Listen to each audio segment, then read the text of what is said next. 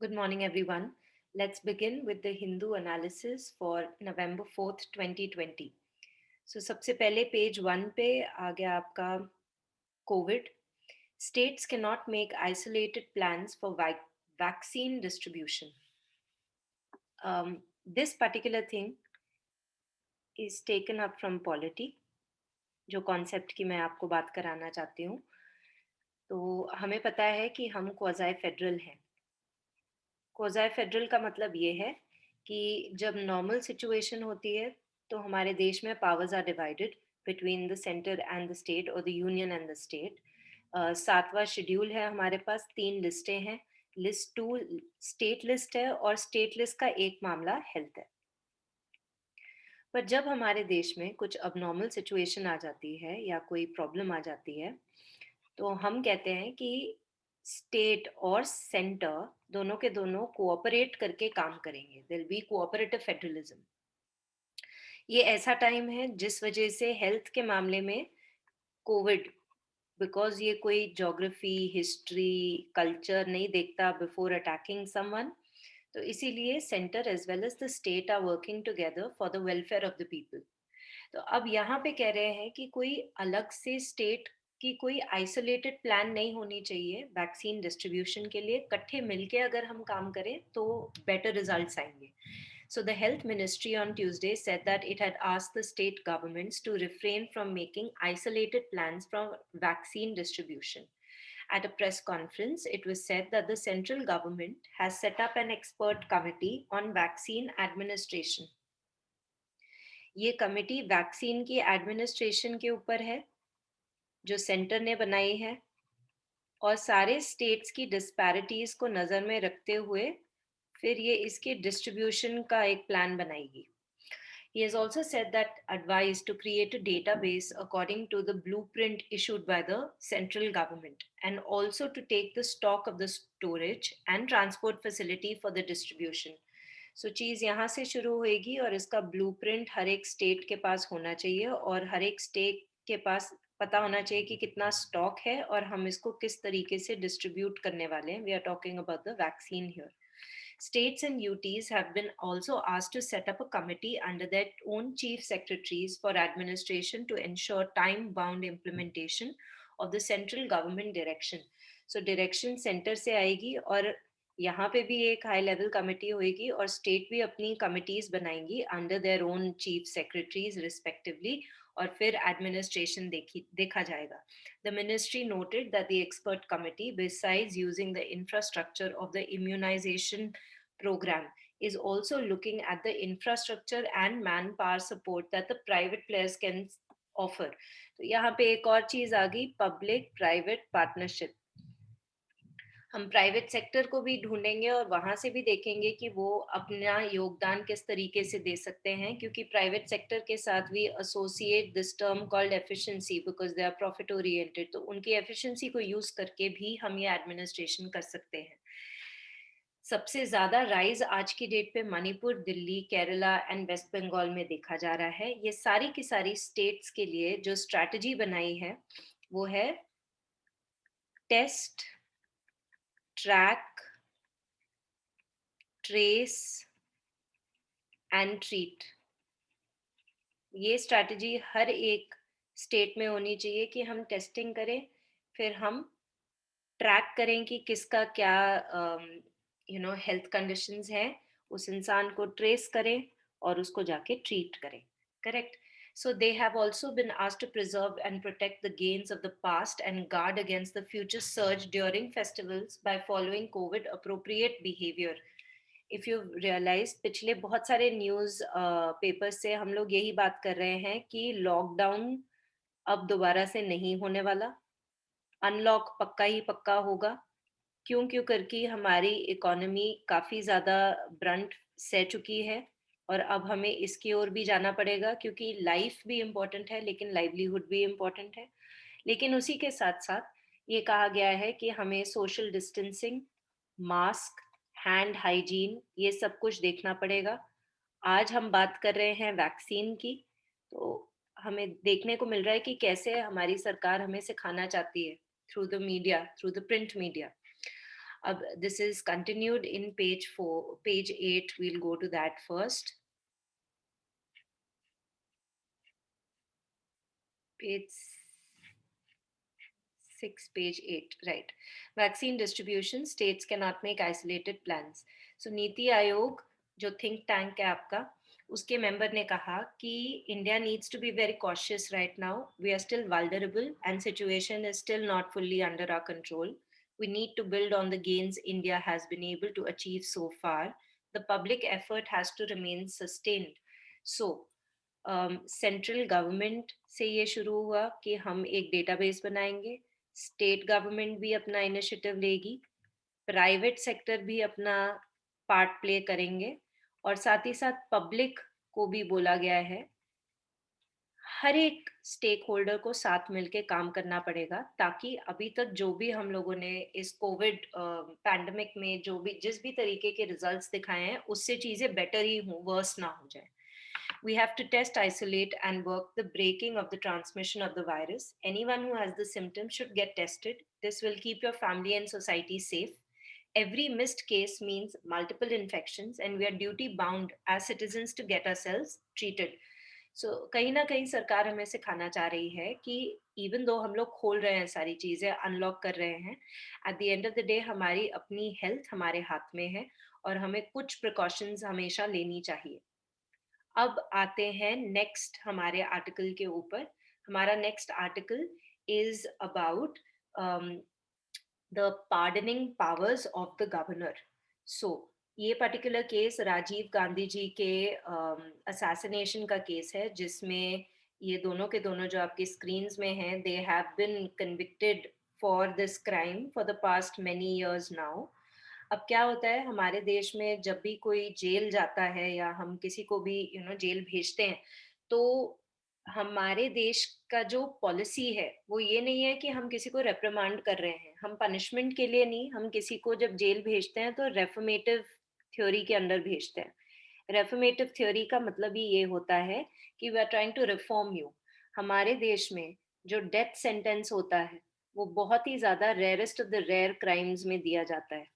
rarest of rare crimes. What is this rarest of the rare crime? Reformative theory ये कहती है कि अगर एक इंसान में 10 क्वालिटीज हैं और 10 में से 9 क्वालिटीज नेगेटिव हैं, लेकिन एक क्वालिटी इस इंसान की पॉजिटिव है, तो हम इस क्वालिटी के ऊपर फोकस करते हैं और हम इस इंसान को सुधारने की कोशिश करते हैं। बहुत ही rarest of the rare case होता है जब उस इंसान में कोई भी पॉजिटिव क्वालिटी नहीं होती, सारी की सारी नेगेटिव क्वालिटीज होती हैं, कोई पॉजिटिव क्वालिटी नहीं होती, तो जाके हम उस इंसान को डेथ सेंटेंस देते हैं। फिर ये भी बोला गया है under article 22 of the constitution, जो अरेस्ट और डिटेंशन में कुछ कुछ प्रोटेक्शन देता है, फंडामेंटल राइट है। ये कहता है कि ये जो डेथ सेंटेंस है ये फटाफट से इसका एग्जीक्यूशन होना चाहिए। क्यों फटाफट से एग्जीक्यूशन होना चाहिए? क्योंकि अगर किसी एक इंसान को किसी, let's say in the year 2000 हमने बोल दिया उसको डेथ सेंटेंस मिली है, अब 2020 हो गया, 20 साल से वो जेल में बैठा है लेकिन उसको डेथ सेंटेंस अभी तक उसकी एग्जीक्यूट नहीं हुई है, तो it really affects the persons mental health, right? And also this is a little wrong, क्योंकि ये इंसान एक तो लाइफ इम्प्रिजनमेंट की सजा भी काट चुका है और इसके ऊपर डेथ सेंटेंस भी है सेम केस के लिए। So he is actually being punished for the same offence more than once. इसके ऊपर डेथ सेंटेंस भी है और डेथ सेंटेंस की एग्जीक्यूशन से पहले इसने लाइफ इम्प्रिजनमेंट भी अंदर जेल में ही काट ली। अब दो लोगों के पास होती है पार्डनिंग पावर्स, एक होती है प्रेसिडेंट के पास, एक होती है गवर्नर के पास। इस पर्टिकुलर केस में क्या हुआ कि बहुत देर से ये केस चल रहा है for the past 20 years, and ये बोला गया है कि जो जो लॉयर्स हैं वो कहते हैं कि इसके पीछे और भी बड़ी कोई कॉन्स्पिरेसी है, इसलिए उन्होंने कोर्ट से टाइम माँगा, सुप्रीम कोर्ट से, कि हमें और ज़्यादा टाइम दो, ताकि हम ये लार्जर कॉन्स्पिरेसी के अंदर इन्वेस्टिगेट कर पाएँ। तो ये क्यों बोला गया? क्योंकि ये अक्यूज़ जो हैं, जो कि जेल में बैठे हैं, इन्होंने एक लेटर लिखी पार्डनिंग के लिए कि हमारे सेंटेंस को थोड़ा-सा कम कर दो। अब इस चीज़ के ऊपर जब हियरिंग हुई कि वाक़ई में इनको पार्डन करना चाहिए कि नहीं करना चाहिए, इनका सेंटेंस कम होना चाहिए कि नहीं, उस टाइम पे जो लॉयर्स थे उन्होंने कहा कि आप अभी रुक जाइए, ये राजीव गांधी की असैसिनेशन में बहुत बड़ा कुछ हाथ है, उस पे हमने चर्चा करनी है, इन्वेस्टिगेशन करनी है, फिर जाके हम देखेंगे कि हमने इनकी सेंटेंसेस कम करने हैं कि नहीं करने हैं। Now, what the Supreme Court says is this larger conspiracy investigation is pending for the past 20 years. कहते 20 साल से आप ये larger इन्वेस्टिगेशन की बात कर रहे हैं, और अगर आपने ये लार्जर इन्वेस्टिगेशन करनी भी है तो भी कोई बात नहीं है। उस even if you are doing this larger conspiracy does not matter, हम फिर भी आर्टिकल 161 के अंदर इन लोगों को पार्डन करेंगे। ठीक है? सिर्फ पार्डन नहीं होता, पार्डनिंग भी होती है, रेमिट भी कर सकते हैं सेंटेंस को, रिस्पाइट भी दे सकते हैं सेंटेंस में, कम्यूट भी कर सकते हैं सेंटेंस में, राइट? अब क्योंकि ये 161 है, सो 161 पावर किसकी है? गवर्नर की। अब गवर्नर के पास, प्रेसिडेंट के पास पावर है कि वो पूरे के पूरे तरीके से बाइज्जत बरी कर दे डेथ सेंटेंस में। ये पार्डन होता है बाइज्जत बरी कर देना, बिल्कुल completely absolving the offender of his offence. Governor can not pardon a death sentence. ये डेथ सेंटेंस को पार्डन नहीं कर सकता, डेथ सेंटेंस को छोटा करके कोई और जरूर बना सकता है, जैसे लाइफ टाइम इम्प्रिजनमेंट या लाइफ इम्प्रिजनमेंट। तो अभी सुप्रीम कोर्ट ने ये कहा है कि गवर्नर को बोल दिया जाए कि वो ये जो मेल अक्यूज्ड है उनकी प्ली फॉर पार्डन के बारे में बात करे। एंड अगर कोई बड़ी कॉन्स्पिरेसी है भी तो कोर्ट ने बोला उसका इन लोगों के साथ लेना देना नहीं है, क्योंकि ये काफी देर से जेल में बैठे हैं एंड इनको पार्डन करना चाहिए। इफ द गवर्नर थिंक्स कि इनको पार्डन मिलना, it is a good thing to pardon them. So governor can rule on Rajiv Gandhi's convicts pleas. Almost 3 years later, so उन्होंने apply, the male accused applied in 2015. फिर 2018 में जाके इन्होंने supreme court ने कहा कि गवर्नर को हम ये पावर देते हैं कि वो डिसाइड करे कि इस इंसान का सेंटेंस किस हद तक कम करना चाहिए। ठीक है? उसके बाद जो तमिलनाडु की कैबिनेट है, उसने ऑलरेडी बोल दिया कि हम रेमिट कर देंगे सेंटेंस को। रेमिट का मतलब क्या होता है? Reduction of the sentence.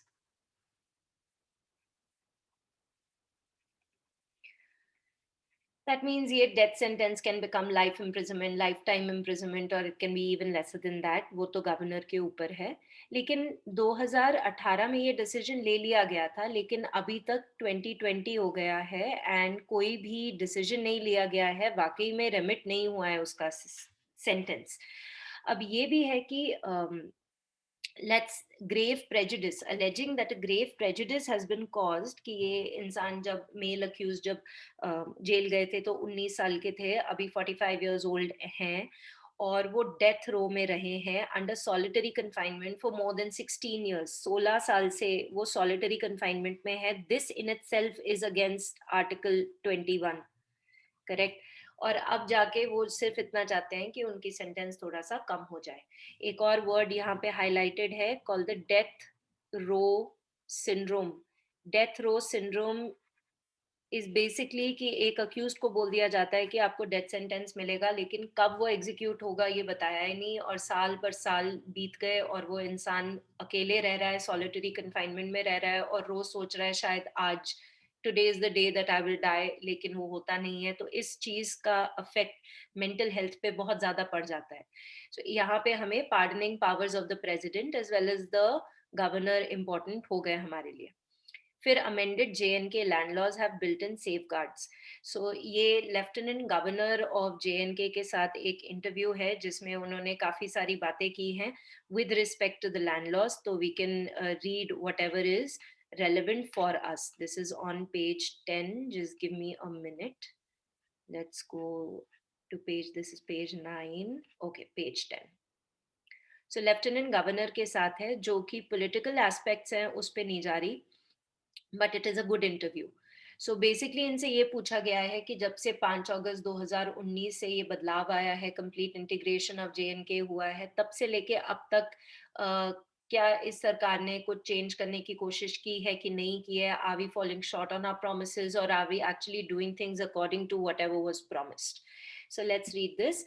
Um, One of the first thing I noticed was that ordinary citizens had no platform to express their grievance. So सबसे पहली चीज जो इन्होंने की है ये है ग्रीवेंस रिड्रेसल प्लेटफॉर्म्स। मतलब जब नॉर्मल इंसान को कोई प्रॉब्लम है सरकारी इंसान से, सरकारी ऑफिसर से, तो वो जाके कहाँ पे जाके अपनी ग्रीवेंस या प्रॉब्लम फाइल करे। So a system via district collectors, divisional commissioner, IG rank of police to designate a specific day in a week for public grievances was set up. So DC and divisional commissioner और IG के मदद से एक system बनाने की कोशिश की है कि हफ्ते में कुछ दिन रख दिए जिस दिन लोग आके अपने grievances फाइल कर सकते हैं। These platforms have been institutionalized and I review it every month. फिर secondly, then they are talking about social security schemes.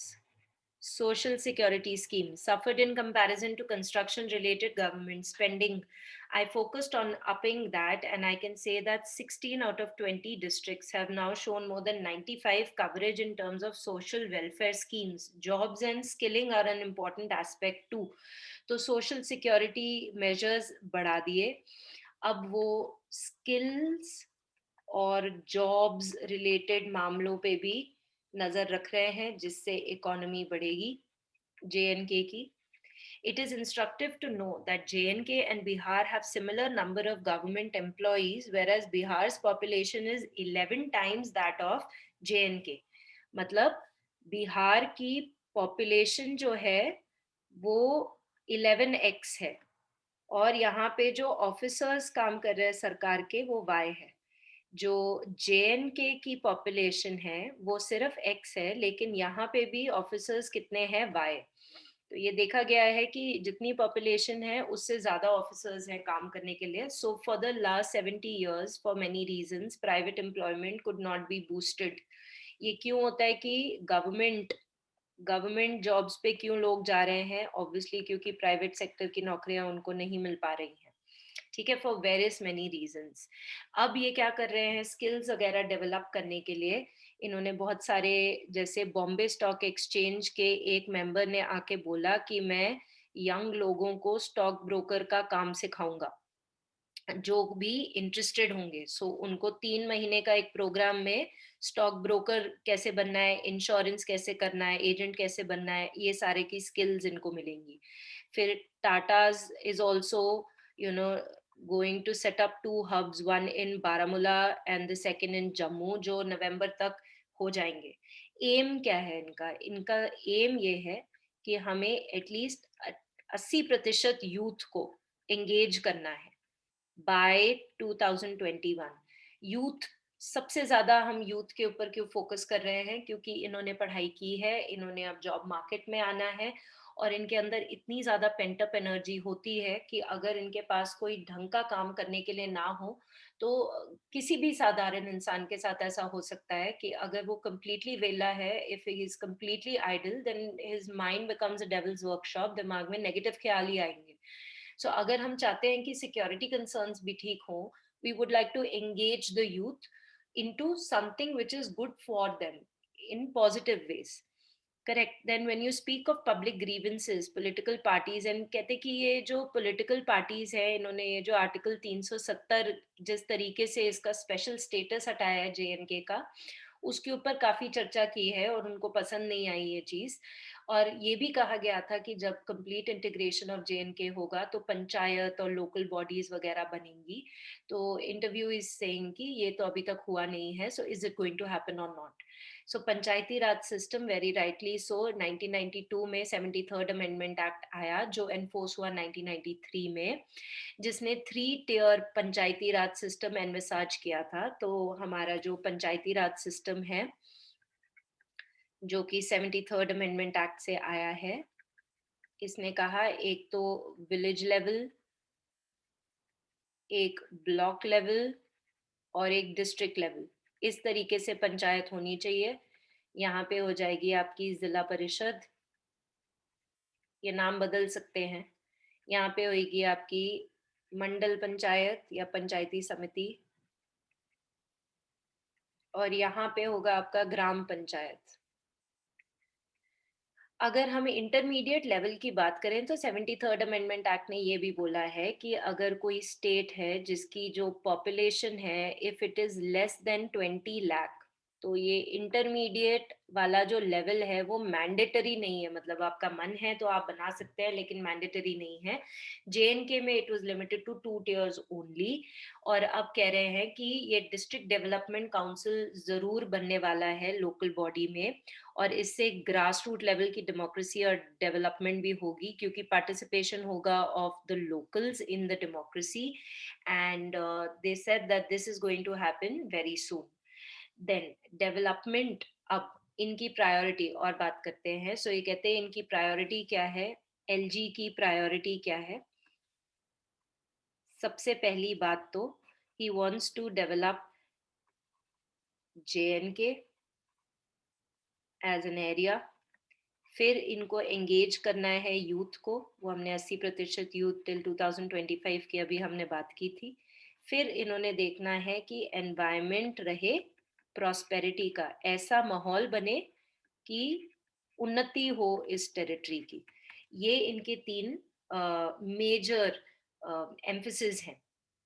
अच्छा, फिर अगर जमीन की बात करें, बहुत सारे लोग बोल रहे हैं कि ये जो जमीन को लेके लॉज बने हैं इसका मतलब आधी जमीन तो अब आउटसाइडर्स ही खरीद पाएंगे जेएनके में, जेएनके वाले लोग नहीं खरीद पाएंगे। तो इसके ऊपर एलजी ने बोला है कि the truth is that 90% of the J and K land is agriculture and no one from outside can buy it. So कहते हैं 90% एग्रीकल्चरल जमीन है जो बाकी कोई खरीद नहीं सकता। तो ये काफी अजीब सी चीजें हैं जो लोग मिसगाइड करना चाहते हैं लोगों को।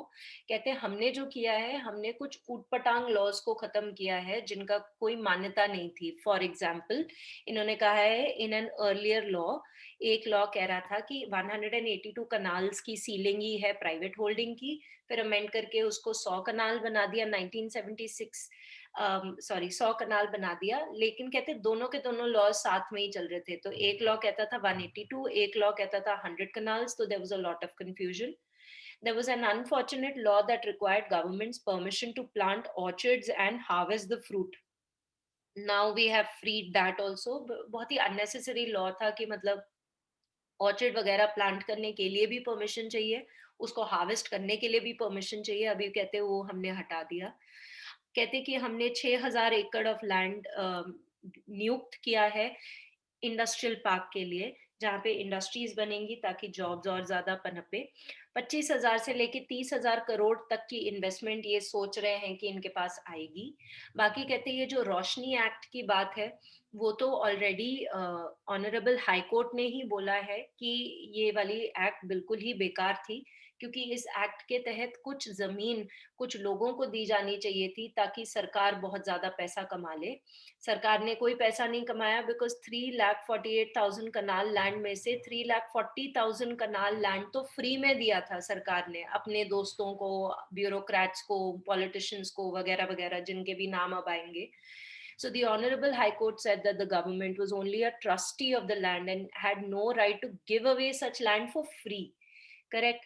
सो बाकी सारे पंचायत पोल्स वगैरह के काफी क्वेश्चंस पूछे गए हैं। अंत में जाके जो क्वेश्चन पूछा गया है इज दैट जब ये स्क्रैप किया था the special status of JNK, और जब इसको रीऑर्गेनाइज किया था जेएनके को इनटू अ यूनियन टेरिटरी, तो बोला गया था, हमारे होम मिनिस्टर ने कहा था कि ये जेएनके स्टेट ही बनेगा बाद में।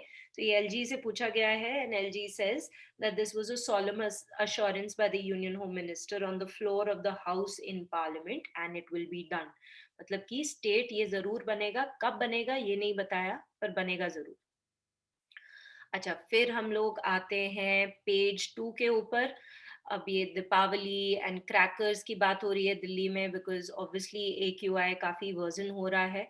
बहुत ज्यादा ठंड भी हो रही है, 10 डिग्री तक टेम्परेचर चला गया था दिल्ली में और it may declare a cold wave, then other things are not important for you here. No posters are outside the homes of patients. So city government has informed the Delhi High Court that it has instructed the officials not to paste posters outside homes of COVID-19 patients. So ये देखा गया है कि हमने सबसे पहले तो test, then we said track, right? Then we said treat. Why are we talking about tracking people? अगर किसी को कोविड होता है तो उसको खुद आना चाहिए ना अपना टेस्ट कराने के लिए। हम क्यों ट्रैक कर रहे हैं लोगों को, हम क्यों ट्रेस कर रहे हैं लोगों को, उनको ढूंढ क्यों रहे हैं और फिर जाके क्यों ट्रीट कर रहे हैं? क्योंकि लोग खुद नहीं आ रहे हैं। People are not coming themselves to get tested, they don't want to be tested. अगर उनको सर्दी जुकाम वगैरह है तो they rather sit at home, like हम सेल्फ आइसोलेशन कर लेंगे लेकिन हमें टेस्ट नहीं कराना है। टेस्ट क्यों नहीं कराना? क्योंकि हमारे सोसाइटी में एक स्टिग्मा सा लग गया है अब।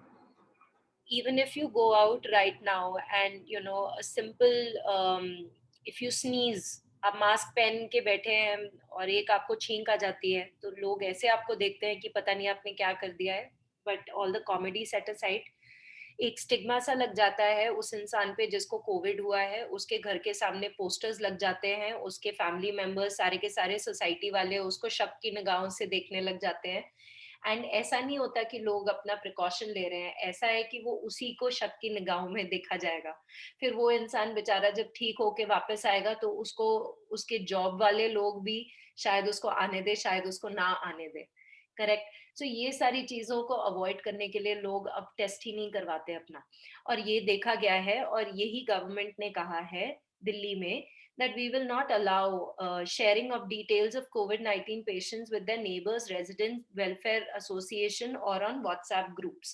सी इसके दो प्रभाव पड़ सकते हैं। एक पॉजिटिव कि अब अगर कोई स्टिग्मा नहीं हो रहा और जैसी किसी का कोविड निकलता है किसी कॉलोनी में तो जो आरडब्ल्यूए वाले होते हैं, रेजिडेंट वेलफेयर एसोसिएशन, वो सारे के सारे व्हाट्सएप पे शुरू हो जाते हैं इस पर्टिकुलर एरिया में कोविड है, which is okay. You need to know where you should not go, but also you should not stigmatize that person to that extent that the person doesn't even come forward and say that yes I have covid, right? So iska ek positive effect ye ho sakta hai ki log और testing कराएंगे अपने आप।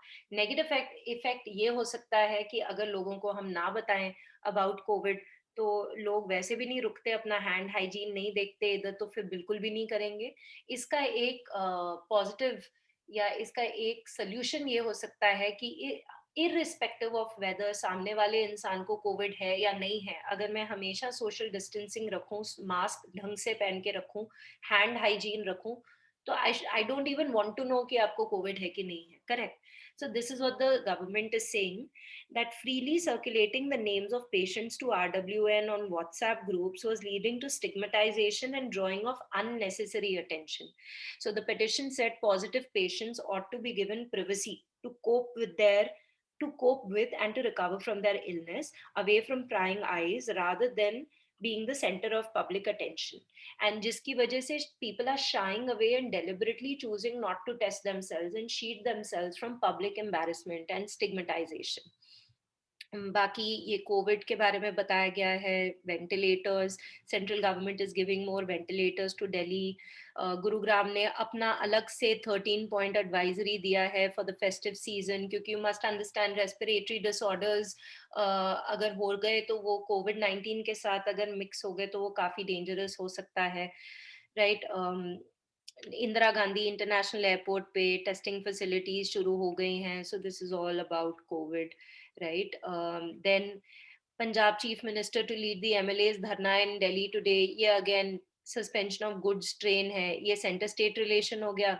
यहाँ पे Assam government seeks NIA probe into man's death in Mizoram, ये state to state cooperation का case हो गया। यहाँ पे जो इकोनॉमिक ब्लॉकेड की हमने बात की थी, all these things should be really stopped and people should start cooperating with one another. Then Maharashtra sees a lot of recoveries, that's great. A little political news, and now we go on to our editorial. अब ये editorial, a fragile French republic, Laicite, a project of social cohesion and a key component of citizenship, cannot itself fix political and social problems. So ये देखा गया है कि ये जो हाल ही में फ्रांस में एक टीचर को मार दिया गया बेरहमी के साथ, उनको बिहेड कर दिया गया, ये क्यों हुआ और फ्रेंच गवर्नमेंट को क्या-क्या करना चाहिए और वो ऑलरेडी क्या कर रहे हैं. So let's read this. The recent series of terrorist attacks have come at the worst possible time for France क्योंकि COVID-19 अभी हुआ है. Going here, symbol of Samuel Paty. This is the name of that school teacher. Ambushed and beheaded on 16th October 2020 in a leafy, genteel, distant suburb of Paris, Patty stood accused by his assailant of having violated the long standing Muslim tradition that prohibits representation of Prophet Muhammad. The attacker was an 18-year-old refugee who lived 80 kilometers from the scene of the attack. He had heard on social media that Patty had shown in his class some of the cartoons of Prophet Muhammad, which were published by the French satirical magazine in 2011 and 2012. ऐसा ही attack 2015 में भी हुआ है. तो ये चीज़ देखने को मिल रही है कि जो असेलेंट था, जिसने गलत काम किया था, वो यंग था, प्लस वो एक रेफ्यूजी था, प्लस वो एक माइनॉरिटी को रिप्रेजेंट कर रहा था. ठीक है जी. ओके. अब यहाँ पे क्या हुआ कि in the Muslim religion caricatures draw करना उनके भगवानों के लिए वो गलत माना जाता है.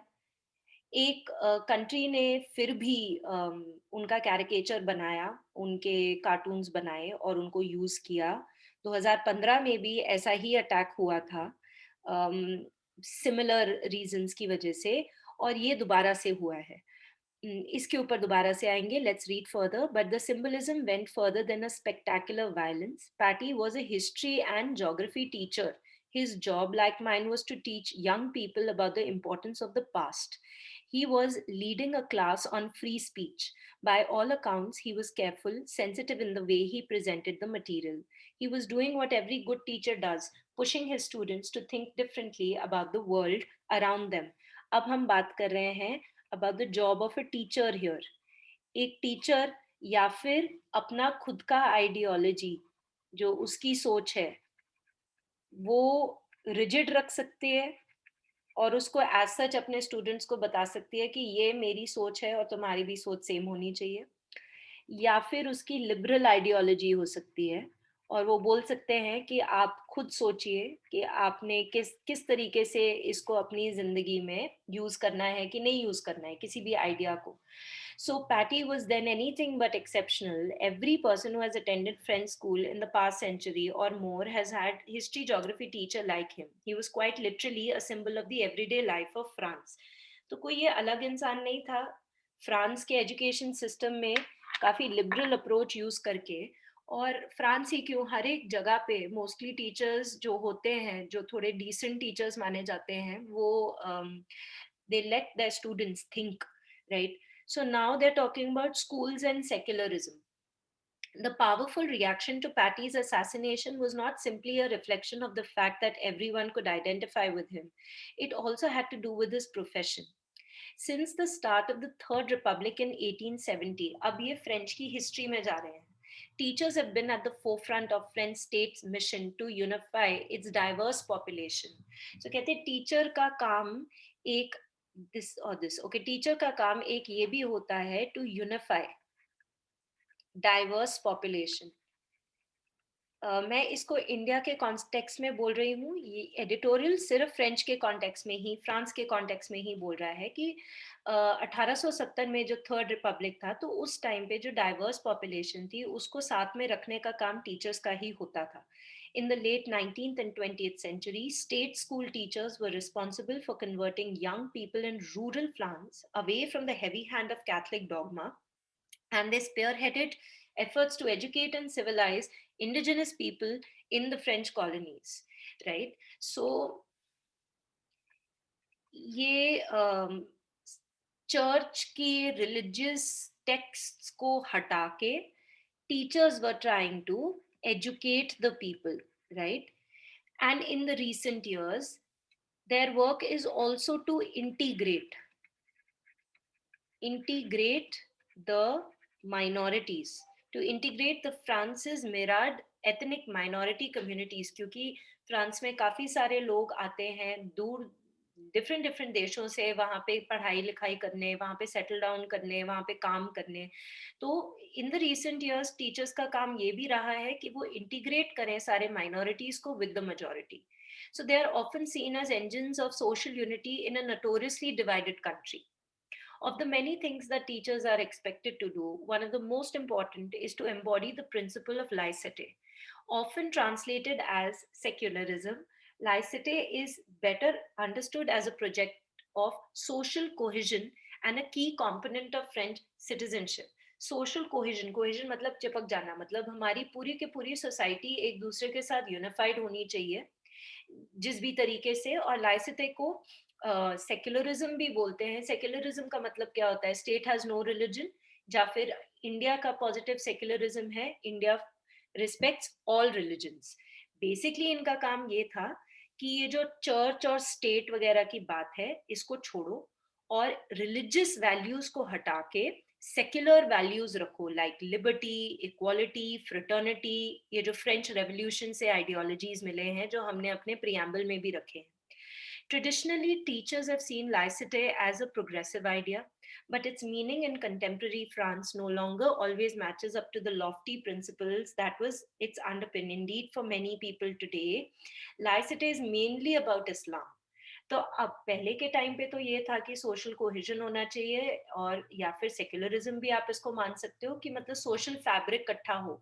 लेकिन आजकल ये वर्ड को यूज करके दिमाग में, फ्रांस में लोगों के दिमाग में आता है इस्लाम। This reflects France's recent history. The decolonization of the French colonies in Africa brought the problem of Islam into sharp focus as the French tried and failed to manage Muslims in unprecedented numbers. Subsequently, France was the site of violence that spilled over from Algerian civil war in the 1990s. So 1990s में भी उसने देखा बहुत ज़्यादा violence because of the Algerian civil war, and decolonization के बाद भी उन्होंने मैनेज करने की कोशिश की मुस्लिम्स को, लेकिन they fail to manage them in such unprecedented numbers. अच्छा, ये भी था कि अराउंड द सेम टाइम इन्होंने इनकी पब्लिक एक कंट्रोवर्सी हो गई थी जिसके बारे में काफी लोगों ने चर्चा की थी यूएन जनरल असेंबली में, कि हिजाब पहनना पे थोड़ी रोक टोक लगाने की कोशिश कर रहे थे कि स्टेट स्कूल और अदर प्लेसेस पे हिजाब नहीं पहनना, बिकॉज दे से कि लोग डर जाते हैं and they get scared because the religion is associated with evils such as terrorism. These factors hardened the attitude towards both Islam and laicite, and hence आज की डेट पे लोग इसको कहीं ना कहीं इस्लामोफोबिया के साथ रिलेट कर देते हैं, even in France. So how should France respond to the ongoing threat in the name of Islam? It would require the French state to recognize that France has, almost without realizing it, become a part of Muslim world. अगर integration की बात करें, so he's a young boy who's a refugee, अभी तक citizenship नहीं मिली है उसको, and he's a minority. क्या होता है, अस वर्सेस देम वाली फीलिंग आ जाती है कि ये सरकार तो इनके लिए करती है, ये सरकार हमारे लिए कुछ भी नहीं करती है। ये पैदा करता है एक कट्टर थिंकिंग को, जो कि रैडिकल थॉट होता है। ये कट्टर thinking along with violence result कर देता है एक्सट्रीमिज्म में, जो कि यहाँ पे फ्रांस में ये लोग आज की डेट पे एक्सपीरियंस कर रहे हैं। So instead of making people Islamophobic, अगर थोड़ा बहुत ये रियलाइज करें कि अच्छा ये वाली कम्युनिटी, ये मुस्लिम कम्युनिटी है हमारे पार्ट, हमारे देश में भी, it is not that we are without them, right? तो ये एक तरीका हो सकता है। Another way would be to double down on the French values, right? ये प्रेसिडेंट ने चूज किया है to double down on the French values. कहते importance of laicite and denouncing all those who are seen to threaten it, that will be wrong. कि मतलब हम social fabric को इकट्ठा करना चाहते हैं, हम सारे के सारे लोगों को इकट्ठा करना चाहते हैं, एंड हम कोई भी इसको अगर थ्रेटन करेगा हमारे सेक्युलरिज्म को तो हम उसके खिलाफ है। ये मिस्टर मैक्रोन की स्ट्रैटेजी है। पर कहते हैं this strategy is little risky for starters. It is almost guaranteed to elicit a hostile response from leaders of Muslim majority countries, many of whom are keen to find an international issue that can distract from their own domestic problems. कहते बहुत सारे Muslim majority countries हैं जो आज की date पे बहुत ज्यादा प्रॉब्लम्स में डूबी हुई हैं. उन उनका भी मन है कि वो अपनी प्रॉब्लम्स को छोड़ के किसी इंटरनेशनल प्रॉब्लम की चर्चा करे हर टाइम. तो ऐसे टाइप के मुस्लिम मेजॉरिटी नेशंस के लिए आप एक प्लेटर पे एक प्रॉब्लम ला के दे रहे हो, क्योंकि आप इन सारे लोगों को एक्चुअली इंटीग्रेट नहीं करना. इन सारे लोगों को, by this I mean the Muslim minority. You are not, A, you're not realizing that they're a part of you. B, you're not realizing that maybe all they need is a little bit of love, and you can take another approach towards this. That is just what the editorial is saying. So now more than that, however, the continuous invocation of laicite risks eroding its meaning. Since the late 19th century, it has been used to integrate different social and religious minorities. तो मतलब काम तो इस word का मतलब तो integration होता है, लेकिन but it has taken a more exclusionary, inclusion ने एक्सक्लूजन वाली थ्योरी बन चुकी है अब ये, और एंटी मुस्लिम बन चुकी है in the recent years.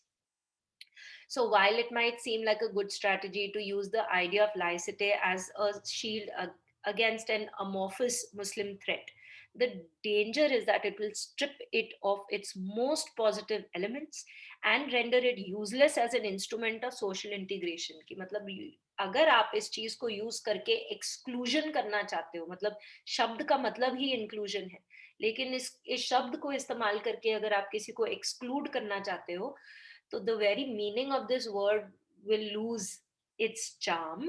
And also ये कोई remedy नहीं होगी आपकी problem के लिए. That is what the editorial is saying. अब हम बात कर रहे हैं कोर्ट verdicts के बारे में. इसको जानने से पहले कुछ हम लोग प्रोविजंस देख लेते हैं.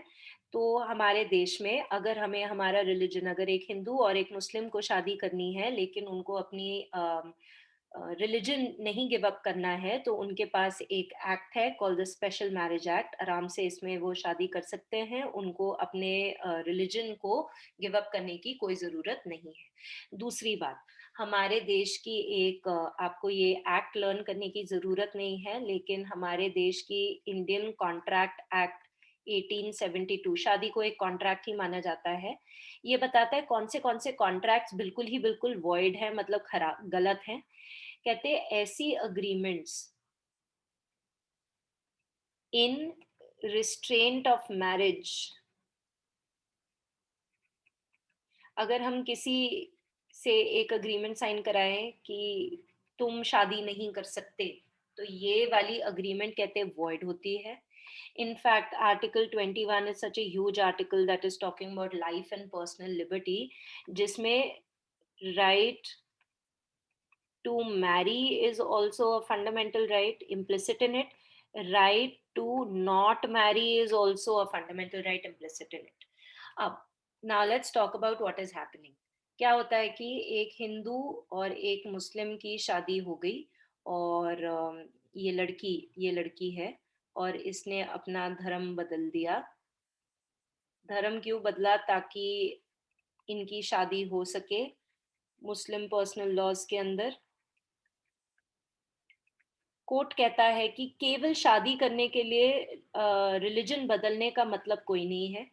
इससे अच्छा तो आप स्पेशल मैरिज एक्ट के अंदर शादी कीजिए, क्योंकि आप अपना धर्म जब बदल रहे हैं तो आप वो नए धर्म की बात नहीं कर रहे, उसको अपनाने की कोशिश नहीं कर रहे, आपका इंटेंशन सिर्फ शादी करने का है. तो शादी तो आप वैसे भी स्पेशल मैरिज एक्ट के अंदर कर सकते हो, तो इसमें आपको अपना धर्म बदलने की कोई ज़रूरत नहीं है. अब क्या है कि कुछ जैसे उत्तर प्रदेश, हरियाणा, भी आगे चल के कर्नाटका का भी पढ़ेंगे, इनके चीफ मिनिस्टर्स कह रहे हैं कि हम ऐसे टाइप की चीज को रोक देंगे थ्रू अ लॉ. और कहते इस पूरी चीज को इन्होंने एक टर्म दिया है कॉल लव जिहाद. ओके, ये लव जिहाद is not a legislative term. ये किसी या आईपीसी में नहीं है, सीआरपीसी में नहीं है, कॉन्स्टिट्यूशन में नहीं है, कहीं नहीं है, ये खुद ही इन्होंने बनाई है. और कहते हैं ये जो लव जिहाद वाली शादियां हैं, इनको हम गलत मानेंगे और इसके ऊपर एक लॉ बनाएंगे. सो इस पर्टिकुलर मामले के ऊपर ये एडिटोरियल है.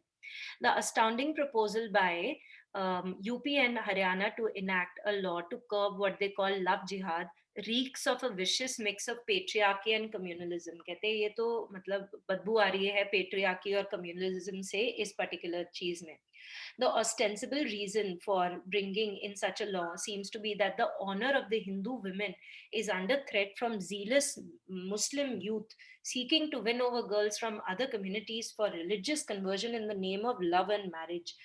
मतलब कि ये लोग सोच रहे हैं कि ये लड़की अपने आप नहीं शादी कर रही उस मुस्लिम लड़के से, वो मुस्लिम लड़का उसको फंसा रहा है प्यार के जाल में, और वो इसलिए फंसा रहा है ताकि वो लड़की अपना धर्म बदल दे. और ये सारे के सारे स्टेट्स के जो सीएम हैं वो कहते हैं कि हम अपनी ये लड़कियों को ऐसा करने नहीं देंगे और इनकी इज्जत को बचा के रखेंगे, which sounds also really crazy, but okay, ठीक है. Let's read ahead. The flaws in the concept are quite obvious. There is no legal sanction to self-serving in political terms such as love jihad. So love jihad के ऊपर कोई legal sanction नहीं है, कोई lawful provision है ही नहीं. And there can be no legislation based on extra legal concept. In any case, legislative intervention in marriages involving consenting adults will be unconstitutional 100%. जब consenting adults शादी कर रहे हैं उसके अंदर किसी भी टाइप का रेस्ट्रेंट डालना, कोई भी टाइप की यू नो इंटरवेंशन करना, वो अनकॉन्स्टिट्यूशनल है from the moment go. Correct. So the domain of matrimony is occupied by separate laws governing weddings that take place under religious traditions as well as Special Marriage Act, which enables a secular marriage, including between couples from different faiths. So, Mr. Yogi Adityanath, who has also threatened those allegedly operating in secret by concealing their identities, and his Haryana counterpart Manohar Lal, seem to be making the same mistakes, using the term love jihad in a communal sense and speaking about marriages as if they were not a matter of personal choice. मतलब वही, that is what I said by being stupid. I mean, obviously the girl knows that she is also getting married unless वो लड़की को drug करके कोई शादी करा रहा है. अगर ड्रग्स देके या इंटॉक्सिकेंट्स देके शादी करा रहे हो, डरा धमका के शादी करा रहे हो, तो ऑलरेडी हमारे पास लॉज हैं जो उस शादी को वॉइड मानते हैं फ्रॉम द बिगिनिंग, क्योंकि कॉन्ट्रैक्ट है. कॉन्ट्रैक्ट अगर फ्रॉड के साथ बनाओगे, शादी अगर फ्रॉड के साथ करोगे, फ्रॉड करके करोगे या डरा धमका के करोगे, तो ऑलरेडी वो शादी वैलिड नहीं मानी जाती. तो इसीलिए ये लव जिहाद वाली चीज के ऊपर कोई लॉजिक नहीं है लॉ बनाने का.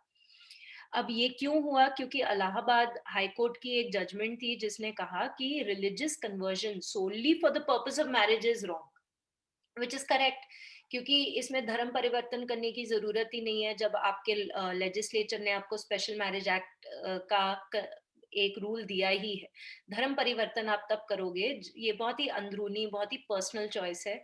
जब आप एक धर्म के साथ इतना ज्यादा एसोसिएट करने लग जाओ अपने आप को, फिर जाके अगर आप धर्म परिवर्तन करना चाहते हो तो वो इतनी कोई बड़ी बात नहीं मानी जाती. हाउएवर हमारे देश के काफी राज्यों में धर्म परिवर्तन करने से पहले राज्य सरकार से अनुमति मांगना अनिवार्य है.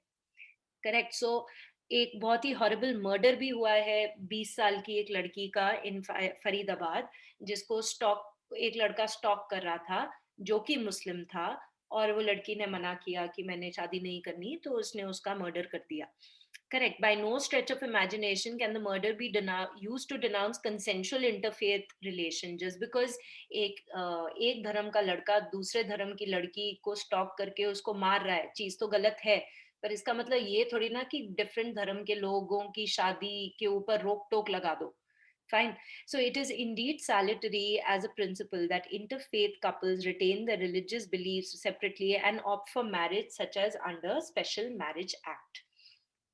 फिर आता है आपका fossil fuel companies, hitting the fossil fuel companies where it hurts. Across the world, the divestment model is growing at an encouraging pace. So, एक चीज होती है इन्वेस्टमेंट, एक चीज होती है डाइवेस्टमेंट. दोनों एक दूसरे के ऑपोजिट्स है. सो इन्वेस्टमेंट हो गया किसी चीज में बहुत ज्यादा पैसा डालना किसी एंटरप्राइज में, और डाइवर्समेंट हो गया उसमें से पैसा निकालना. अब क्योंकि हमें पता है सस्टेनेबल डेवलपमेंट गोल्स हैं जो कहते हैं कि हमारे एनवायरनमेंट में लो या फिर नो कार्बन फुटप्रिंट होना चाहिए। इस वजह से रैशनली स्पीकिंग जो भी कंपनीज हैं जो कि बहुत ज़्यादा कार्बन फुटप्रिंट को बढ़ा रही हैं, आइडियली उसमें इन्वेस्टमेंट नहीं होनी चाहिए, उसमें क्या होनी चाहिए, डाइवेस्टमेंट होनी चाहिए, जो कि आजकल चल रहा है, जिसके बारे में ये एडिटोरियल है, विश्व भर में ये चल रहा है। सो one way to undermine activities connected with elite networks of the fossil fuel industry is to take aim at their finances. मतलब एक तरीका जिससे हम ये fossil fuel companies को रोक सकते हैं काम करने से is that उनका जो पूरा का पूरा finances हैं उनको कम कर दो. But we should recall that the ultimate collapse of the apartheid in South Africa was due to the hardship caused to the regime by the divestment movement. What are they talking about? कहते कि बहुत सारे वैसे divestment campaigns रहे हैं हमारे recent history में, पर जो सबसे इम्पैक्टफुल था वो था साउथ अफ्रीकन एपाथीड। ये मिड 1980s में 155 कैंपसेस जो कि बहुत फेमस थे हमारे देश हमारे विश्व भर के, इन्होंने डाइवेस्टमेंट कर दी थी from companies doing business in South Africa. 155 companies went away. So 26 state governments, 22 countries, 90 cities, इन सब ने पैसा अपना उठाया और साउथ अफ्रीका से निकाल दिया।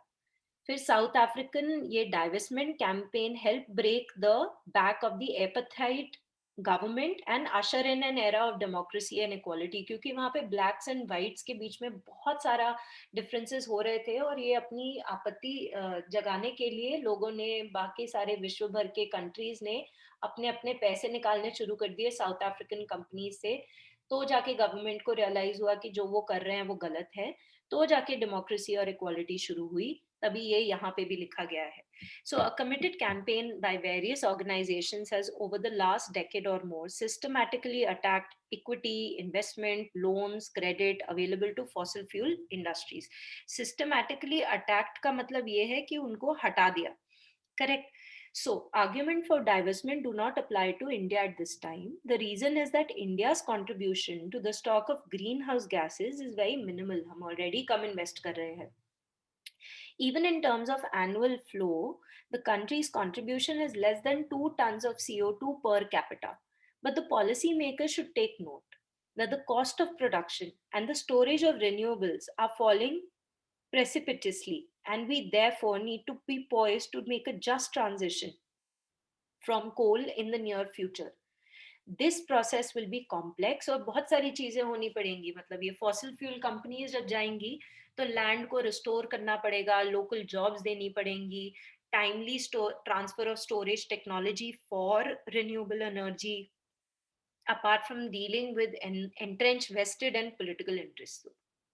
पॉलिटिकल इंटरेस्ट को साइड में रख के रेन्यूएबल एनर्जी की टेक्नोलॉजीज को स्टोर करना, लोकल जॉब्स देना, लैंड को रिस्टोर करना, ये सब कुछ इंडिया को देखना पड़ेगा। तो बहुत सारे नेटवर्क ऑफ एक्टिविस्ट हैं पूरे के पूरे विश्व भर में जो कि कमिटेड हैं and they are trying to systematically remove money from these fossil fuel companies. ठीक है जी। सो नोट वर्दी पढ़ लेते हैं। World Council of Churches, large pension funds from France, Australia, Norwegian sovereign fund, Rockefeller Brother Fund, New York City, many UK universities, University of Columbia, California, इन सब ने withdraw किया है पैसा from the fossil fuel companies. As of 2019 it is estimated that more than 11 trillion dollars in assets has been committed to divestment from fossil fuels। मतलब as of 2019 इन्होंने सबने estimate किया है कि आने वाले समय में हम जब ये पैसा निकालेंगे फॉसिल फ्यूल कंपनी से तो 11 ट्रिलियन डॉलर्स रहेंगे सिस्टम में, जो कि हम यूज करके बाकी सारी चीजों में इन्वेस्ट कर सकते हैं जो कि फॉसिल फ्यूल कंपनीज ना हो। अब बैंक्स भी हैं जो फॉसिल फ्यूल कंपनीज को लोन दे रहे हैं, तभी जाके ये कंपनीज और ज्यादा काम कर पा रही हैं और कहीं ना कहीं वो सस्टेनेबल डेवलपमेंट नहीं हो पा रही। लेकिन एग्जाम्पल के तौर पे गोल्डमैन सैक बहुत ही बढ़िया एक इन्वेस्टमेंट बैंक है। It announce that it would among other things no longer finance new oil drilling in the Arctic National Wildlife Refuge and will also not provide capital for some of the worst kind of coal mines such as mountain top mining। तो Goldman Sachs ने भी announce कर दिया कि हम ऐसे ऐसे fossil fuel companies को पैसा देना बंद कर रहे हैं। According to the 2020 report, Banking on Climate Change by the Rainforest Action Network after the Paris Agreement of 2015, where the countries agreed to limit average global warming to well below 2 degree Celsius. देखो, एक side में तो आपने 2015 में Paris climate change agreement sign की जिसमें आपने बोला आप ग्लोबल वार्मिंग को थोड़ा कम कर रहे हो, दूसरे साइड पे ग्लोबल बैंक्स ने फॉसिल फ्यूल इंडस्ट्री को 2.7 ट्रिलियन यूएस डॉलर्स लोन पे दिया है, ये 2020 की रिपोर्ट कहती है। तो या फिर आप ग्लोबल वार्मिंग को कम कर रहे हो या दूसरे ओर में आप वहां पे बढ़ा रहे हो। तो और बहुत सारे यूएस के बैंक्स इसमें डोमिनेट कर रहे हैं जो फॉसिल फ्यूल कंपनीज को पैसा दे रहे हैं, जैसे JP Morgan Chase and Wells Fargo, Citi being the world's top fossil fuel financiers, right. The main fossil fuel subsectors are oil from tar sands, Arctic oil and gas, for which financing has been increasing, fracked oil and gas, liquefied natural gas, mining of coal, for which the financing is dominated by Chinese banks, coal power financing again by Chinese banks, right? सो इतना ज्यादा मतलब आप अगर पैसा दे रहे हो on one hand तो obviously ये इंडस्ट्रीज और ज्यादा अच्छा करेंगी, जो कि आपके एनवायरनमेंट के लिए अच्छा नहीं है, जो कि आपके पेरिस क्लाइमेट चेंज अग्रीमेंट के बिल्कुल ही खिलाफ जाता है, right. A total of 975 billion US dollars was given from 2016 to 2019, imagine, and 2015 में पेरिस क्लाइमेट चेंज अग्रीमेंट हुई है। तो कहते this demonstrates how misaligned the banking sector is with the goal of the Paris Agreement. Correct. So अब इन्होंने climate related US ने एक market risk subcommittee report बनाई है और कहते हैं climate change poses a major risk to the stability of the US financial system. Why? Because US is one of the has uske most of the banks are giving a lot of money to fossil fuel companies. So the bank proposes establishing a center for carbon transition and setting up of intermediate emission targets for 2030 for its financing portfolio. So ये JP Morgan Chase ने थोड़ा सा और long term economic और environmental benefits के लिए अपने अपने स्कीम्स बनाई हैं। When banks and investor begin to shift away, तो अब ये देखा जा रहा है कि जो पहले इतना पैसा दे रहे थे वो भी कहीं ना कहीं, जैसे जेपी मॉर्गन चेस कह रहा है कि नहीं अब हम थोड़ा कार्बन फुटप्रिंट को कम करना चाहते हैं, इन्वेस्टर्स अगर हट रहे हैं फॉसिल फ्यूल कंपनीज से, तो that means this campaign is having an effect, that means divestment is happening. University of California ने भी बोल दिया हम नहीं देंगे पैसा, कहते ये एथिकल रीजंस की वजह से नहीं है, ये इसीलिए क्योंकि फॉसिल कंपनीज एक्चुअल रिस्क डाल रही हैं हमारे एनवायरनमेंट के ऊपर। So the divestment movement is gaining a lot of steam. Whether this will effectively pull the planet from the brink is unclear. मतलब सिर्फ यही स्टेप अगर हमारे प्लैनेट को सिक्योर करेगा ये अनक्लियर है, but people have started working towards it. So this is very very political in nature this article, ये अगर आपका मन है तो आप इसको पढ़ लीजिएगा। फिर आया एकेडेमिया एंड फ्री विल। सो ये एकेडमिक फ्री इंडेक्स के बारे में बात कर रहा है और कह रहा है कि हमारे देश में एकेडमिक फ्रीडम नहीं है।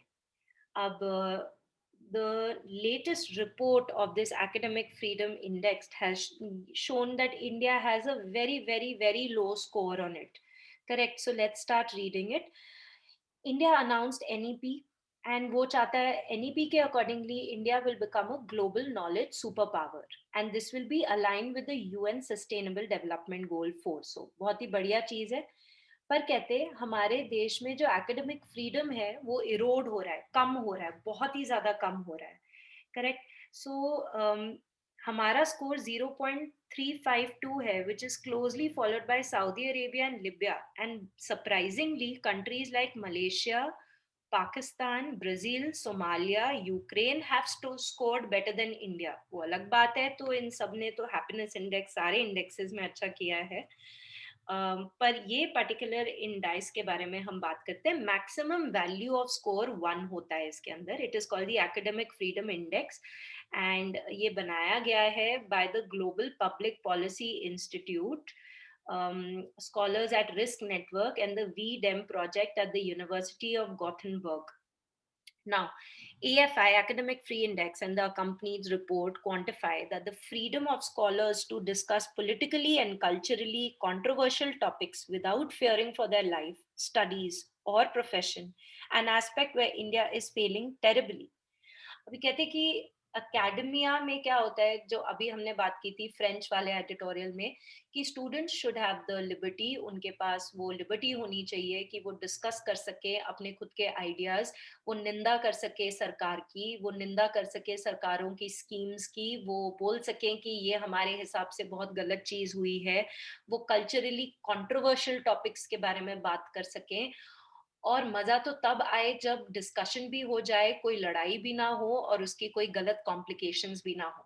लेकिन कहते हैं इंडिया के स्कूलों में, एजुकेशनल इंस्टीट्यूशंस में टीचर्स भी डरे हुए हैं, बच्चे भी उतने ही डरे हुए हैं, तो वो बड़े पॉलिटिकली करेक्ट बातें करते हैं, जिसका मतलब ये है कि academic freedom is very very decimal. That is why अपना score is 0.352. So NEP 2020 claims that it is based on the principle of creativity and critical thinking, and envisions an education system that is free from political and external interference. बोलते तो ये हैं कि हाँ, teacher अपने आप पेडागोगिकल approaches use करके अपना स्टडी मटेरियल बना सकते हैं, और क्रिएटिविटी हो सकती है, क्रिटिकल थिंकिंग रख सकते हैं, कोई पॉलिटिकल इंटरफेरेंस नहीं रहेगा। पर ये देखा गया है कि लोग थोड़ा डर चुके हैं हमारे एकेडमिक फील्ड्स में भी।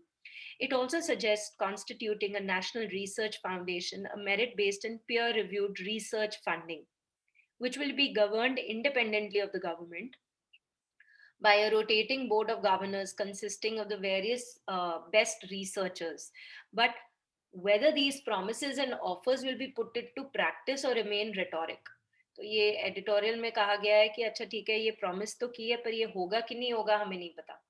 So AFI has cited the Free to Think report of the scholars at Risk Academic Freedom Monitoring report to suggest that the political tensions in India may have something to do with the declining academic freedom. जैसे कि जामिया मिलिया इस्लामिया में police की brutality, या JNU में police की brutality, ये जब बच्चे बोल रहे हैं कि हमें सरकार का ये स्टेप पसंद नहीं आया, तो उनको एंटी नेशनलिस्ट बोल दिया गया और उनका एकेडमिक फ्रीडम कम हुआ। That is what this report is saying. अब इसके 8 कंपोनेंट्स होते हैं एएफआई के, जिसमें से सारे पढ़ लेते हैं। Freedom to research and teach, मतलब कैसे रिसर्च करनी है, कहाँ से रिसर्च करनी है, किस तरीके से पढ़ाना है, उसका freedom. Freedom of academic exchange and dissemination, मतलब क्लासरूम में किस तरीके से इंफॉर्मेशन हम इम्पार्ट कर रहे हैं, उस चीज का फ्रीडम। इंस्टीट्यूशनल ऑटोनॉमी, इंस्टीट्यूशन कैसे काम करेगा, कौन से दिन काम करेगा, किस टाइम पे काम करेगा, किस तरीके से अपने बच्चों को पढ़ाएगा, वो ऑटोनॉमी। कौन कौन टीचर्स यहाँ पे काम करेंगे, एडमिनिस्ट्रेशन में कौन काम करेगा, ये भी इंस्टीट्यूशनल ऑटोनॉमी में आता है। कैंपस इंटेग्रिटी, कैंपस में सारे के सारे ढंग से एक दूसरे के साथ बिहेव कर रहे हैं कि नहीं कर रहे हैं, irrespective of their differences. Campus integrity, freedom of academic and cultural expression, क्योंकि हम अलग हैं स्टूडेंट्स भी, तो क्या वो आराम से अपना एकेडमिक आइडियाज, अपने कल्चरल एक्सप्रेशन रख पा रहे हैं कि लोग उनका मजाक उड़ा रहे हैं, उनको पुट डाउन कर रहे हैं, या फिर वर्स राइट्स हो रहे हैं। International legal commitment to academic freedom under the International Covenant on Economic, Social and Cultural Rights, and the existence of universities. तो हमने खराब कौन से वाले केसेस में किया है? कहते हैं हमारे इंस्टीट्यूशंस में ऑटोनॉमी नहीं होगी। हमारे इंस्टीट्यूशंस में ऑटोनॉमी क्यों नहीं है? कहते क्योंकि ये देखा गया है कि top ranking post like that of VC या प्रो वीसी या रजिस्ट्रार बड़े पोलिटिसाइज पोस्ट होते हैं। फिर वो पॉलिटिकल रीजंस के कारण आता है एक वीसी, फिर वो वीसी जब पॉलिटिकल रीजंस के कारण आएगा तो उसके टीचर्स भी पॉलिटिकल रीजंस की वजह से ही आएंगे। Correct. Freedom of academic and cultural expression, क्योंकि हम एक दूसरे के कल्चर को हम एक दूसरे के कल्चर को रिस्पेक्ट करना थोड़ा बंद कर चुके हैं, right. And constitutional protection of the academic freedom. Academic freedom के बारे में ऐसा हम बोल सकते हैं कि 14, 19, 21 ये आर्टिकल्स में ये आता है, पर बकायदा लिखा नहीं है। सो including such political appointments not only choke the academic and the creative freedom but also lead to corrupt practices, including those in licensing, accreditation, unhealthy favoritism, nepotism and staff appointments, student admission. So ये बड़ा rent seeking culture हो चुका है academic community में। तो कहते debureaucratize the entire education system and reduce the political interference to an extent, तो जाके हमारा academic freedom थोड़ा बढ़ेगा, correct। Then we've done this, and Karnataka plans to ban conversion for marriage, ये सेम लव जिहाद वाली चीज है। सो अब हमें पता चल गया 3 राज्य इसमें बात कर रहे हैं, UP, Haryana and now Karnataka. This we have done.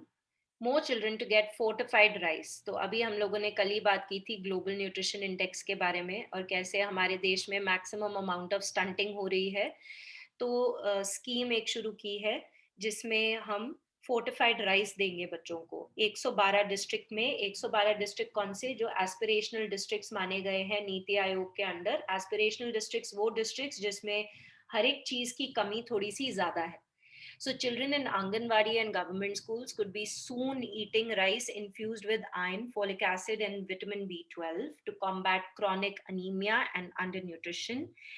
This will be done through the Integrated Child Development Services.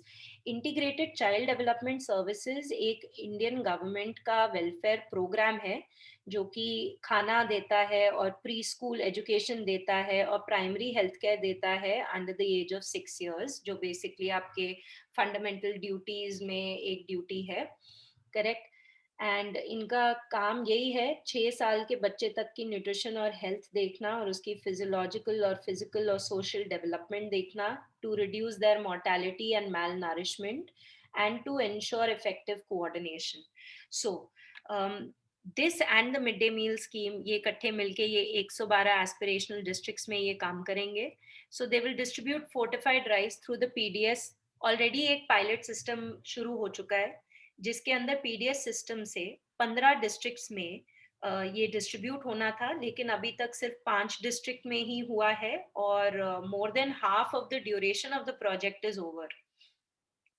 FCI food corporation of India ने को ये जिम्मेदारी दी गई है कि वो एक सिस्टम बनाए जिसमें annual supply of fortified rice from the current 15,000 ton से इंक्रीज करके हम 1.3 लाख टन कर दें। 2019 से 20 तक की ये एक एनुअल आउटले सा इन्होंने बनाया है for a lot of states, लेकिन सिर्फ 5 स्टेट्स में ये शुरू हुआ है जो कि है आंध्र प्रदेश, गुजरात, महाराष्ट्र, तमिलनाडु और छत्तीसगढ़, जिन्होंने स्टार्ट किया है distribution of this fortified rice.